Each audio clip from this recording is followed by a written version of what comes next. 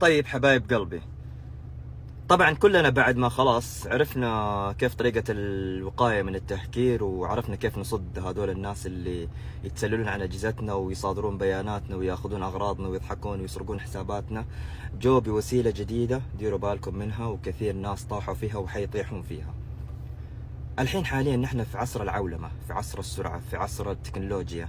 يعني كل شيء الحين صرنا نطلب طلبات عن طريق الأونلاين يجينا لين باب البيت. فهذول الناس الحين وجهوا وين؟ وجهوا صاروا يرسلون رسائل على اساس انهم متجر، يا شي ان، يا سوق دوت كوم، يا نون، يا اي شركة من الشركات العالمية اللي معروفة. يقول لك انا مندوب توصيل، في طرد لك انت بيجيك، يعني في رسالة او مرسول بيجيك، اعطينا الكود اللي جاء على جوالك. فتحوا عيونكم هنا زين، اسمعوا الكلمتين هذه، انتبهوا من برامج التوصيل اللي انتشرت الحين، انتبهوا. خلاصة الموضوع، انت في امان الله، ما لك دخل في اي حاجة ولا شيء. تجيك رسالة اس ام اس.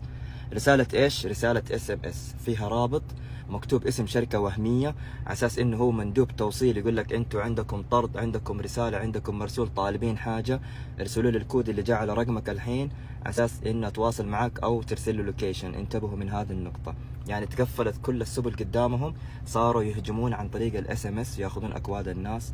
معليش، اوريدي في ناس قد طلبت، ممكن يحسبون انه هذا الطرد صحيح والكلام صحيح.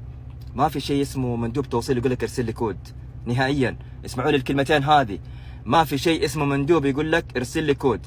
مندوب تتصل عليه، تعطيه عنوانك سواء باللوكيشن او توصف له يجيك تستلم الطرد يد بيد.